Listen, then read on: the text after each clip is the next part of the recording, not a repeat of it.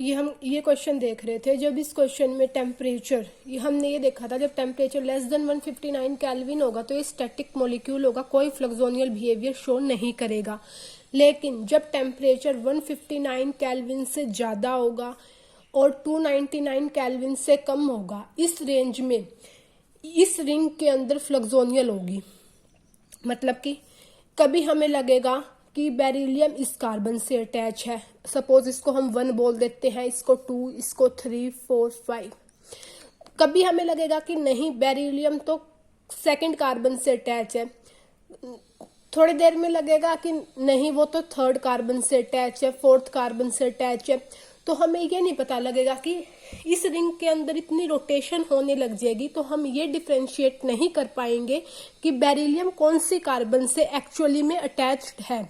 इस रिंग के अंदर रोटेशन हो जाएगी तो इसमें क्या होगा, इस टेम्परेचर की रेंज में इंट्राफ्लक्सोनियल बिहेवियर शो होगा।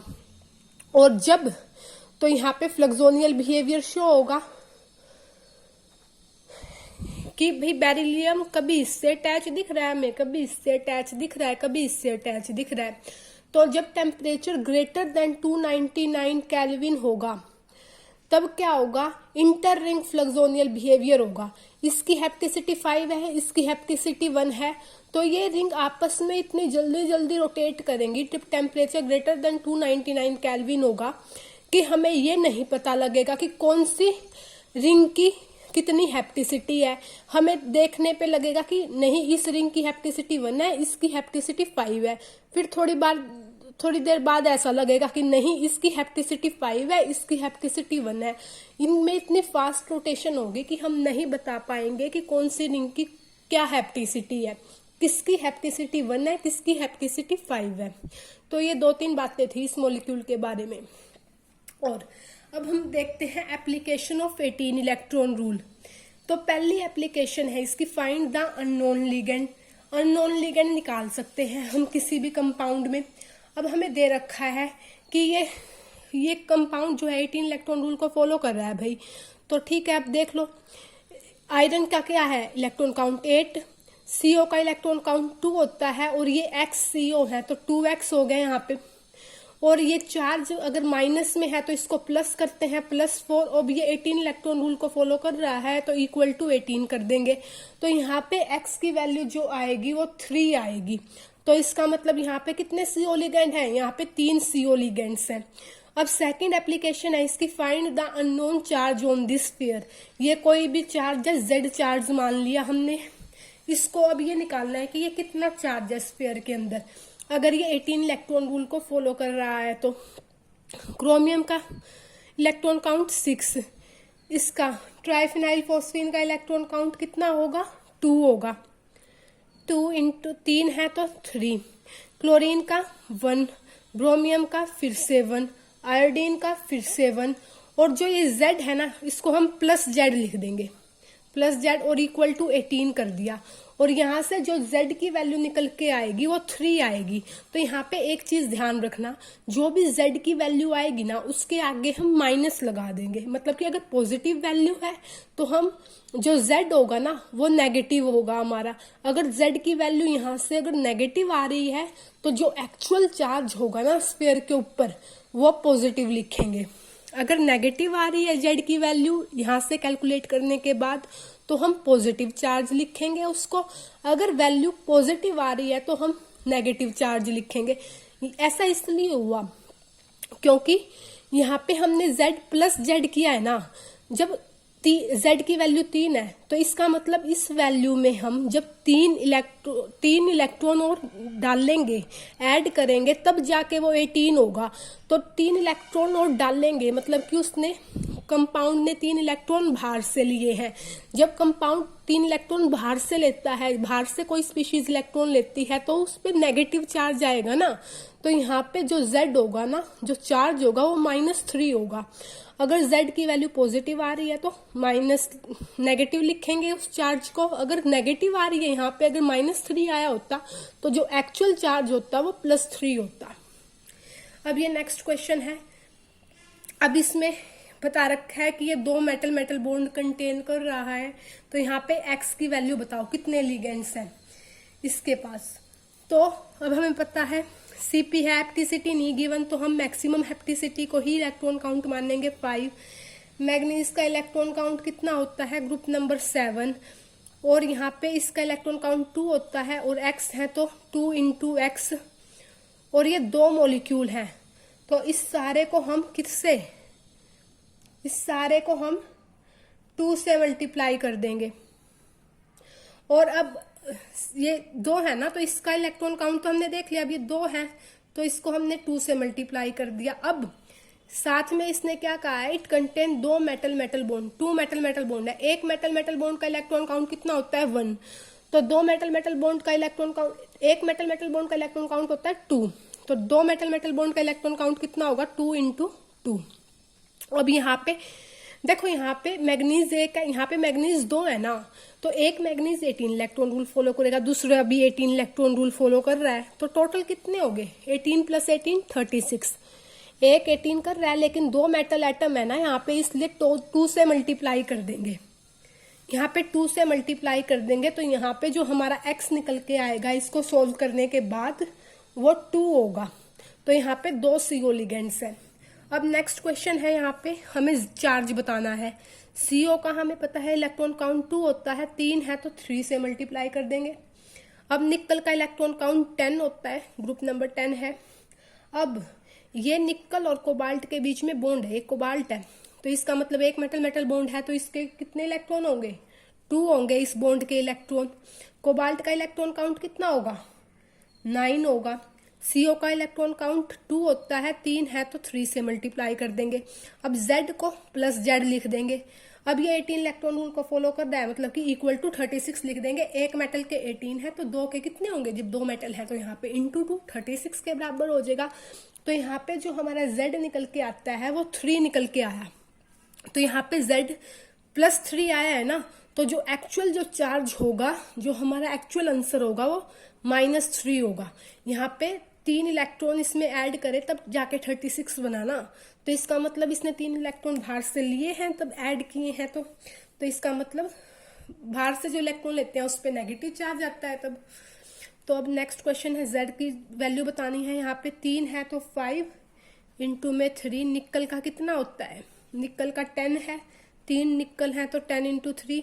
अब म्यू CO अगर ब्रिजिंग करे तब भी उसका इलेक्ट्रॉन काउंट 2 ही रहता है, और 2 CO हैं ब्रिजिंग वाले तो 2, और Z को प्लस लिख देंगे, और ये इक्वल टू कितना हो जाएगा, यहाँ पे 18 इंटू 3, क्योंकि यहाँ पे 3 मेटल है। और एक चीज और मैं भूल गई, यहाँ पे इसके साथ ही प्लस में और क्या लिखेंगे, 3 निकल बॉन्ड है, तो एक निकल बॉन्ड का कितना इलेक्ट्रॉन काउंट होगा, 2, तो 3 है तो 3 इंटू 2, ये भी प्लस होगा यहाँ पे। तो Z यहाँ से जो निकल के आएगा वो हमारा -1 निकल के आया, तो इसका मतलब यहाँ हमने एक इलेक्ट्रॉन निकाला है, माइनस किया है, तब जाके ये 36, ये 18 इंटू 3 48 के बराबर हुआ है। तो इसका मतलब जब एक इलेक्ट्रॉन निकाला है तो इसका मतलब कॉम्प्लेक्स ने एक इलेक्ट्रॉन अपना दिया है, जब कॉम्प्लेक्स देता है तो पॉजिटिव चार्ज आता है। जो हमारा रियल आंसर होगा वो Z = 1 होगा, इस पे जो चार्ज है वो +1 है। टू फाइंड, अब नेक्स्ट एप्लीकेशन है टू फाइंड अननोन हैप्टिसिटी। अब अननोन हैप्टिसिटी कैसे निकालेंगे, यहाँ पे देखो अननोन हैप्टिसिटी में निकल का हम ये अगर ये 18 इलेक्ट्रॉन रूल को फॉलो कर रहा है, ये कंपाउंड निकल का इलेक्ट्रॉन काउंट कितना होता है 10।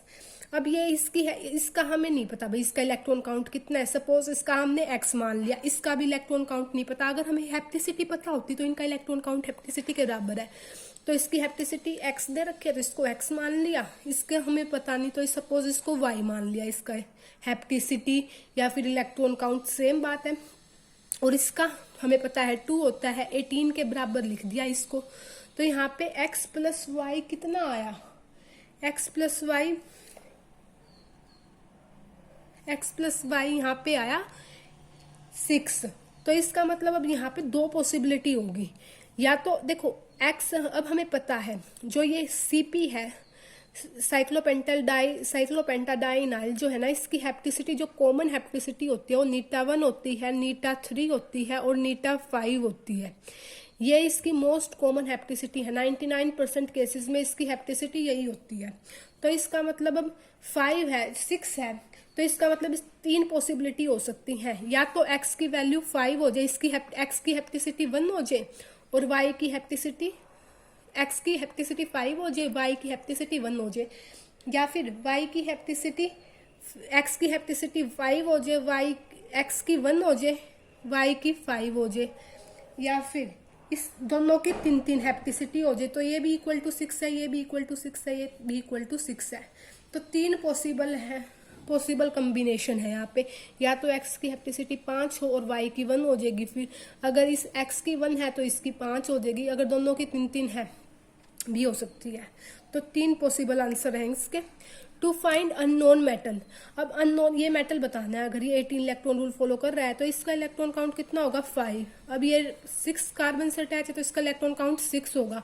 सपोज मेटल का इलेक्ट्रॉन काउंट x मान लिया, 5 + x + 6, तो ये 18 के बराबर लिख दिया हमने। तो यहाँ पे जो x आया है वो 7 आया है, तो इसका मतलब जो 7th ग्रुप का जो ये m है, ये 7th ग्रुप का कोई भी मेटल हो सकता है। 7th ग्रुप का मेटल को हो सकता है जैसे कि मैग्नीज हो सकता है, टेक्नीशियम हो सकता है, रीनियम हो सकता है, लेकिन ये 8th ग्रुप का भी कटायन हो सकता है, जैसे कि iron Fe+, ruthenium Fe+, osmium plus, इसमें भी तो इलेक्ट्रॉन 7 है, इसका भी तो इलेक्ट्रॉन काउंट 7 होगा, Fe+ का इलेक्ट्रॉन काउंट 7 ही होगा। तो या फिर ये 6th ग्रुप का कटायन हो सकता है, जैसे कि क्रोमियम नेगेटिव, मोलिब्डेनियम, टंगस्टन नेगेटिव, या यहाँ पे ये x 7 आया है तो ये मेटल जो है तो 7th ग्रुप का कोई भी हो सकता है एलिमेंट, या फिर 8th ग्रुप का कोई कटायन हो सकता है, या फिर 6th ग्रुप का कोई अनायन हो सकता है, x कुछ भी हो सकता है इनमें से। यहाँ पे भी इनका इलेक्ट्रॉन काउंट 7 ही होगा, क्योंकि इनके d में कितने इलेक्ट्रॉन है, 7 इलेक्ट्रॉन है इसके डी में, और इसके डी में कितने इलेक्ट्रॉन होंगे, 7 इलेक्ट्रॉन है इसके भी डी में। सॉरी, डी में 7 इलेक्ट्रॉन नहीं होंगे इसके, सॉरी यहाँ पे डी में 7 इलेक्ट्रॉन नहीं होंगे। क्रोमियम नेगेटिव के पास ओवरऑल वैलेंस शेल में कितने इलेक्ट्रॉन है, 7 इलेक्ट्रॉन है, इसकी वैलेंस शेल में भी 7 इलेक्ट्रॉन होंगे। अगर 6th ग्रुप का अगर हम कोई अनायन लेंगे, 8th ग्रुप का कोई कटायन लेंगे तो उसकी वैलेंस शेल में 7 इलेक्ट्रॉन होंगे। तो ये जिसका भी वैलेंस शेल में 7 इलेक्ट्रॉन होंगे वो हमारा ये मेटल हो सकता है। और यहाँ पे भी इसके डी में 7 नहीं है, मैंने ये गलत बोल दिया था, यहाँ पे इसके टोटल वैलेंस इलेक्ट्रॉन इसके भी 7 ही हैं, डी में 7 नहीं है, वो एस और डी दोनों के मिला के वैलेंस शेल के। तो अब 18 इलेक्ट्रॉन रूल कब कब एप्लीकेबल होता है, ये एक ट्रांजिशन मेटल में एप्लीकेबल होता है, और जब साइड लिगेंड क्या हो, पाई एक्सेप्टर हो। मैंने बताया था पाई डोनर है तो 18 इलेक्ट्रॉन रूल वैलिड नहीं होता।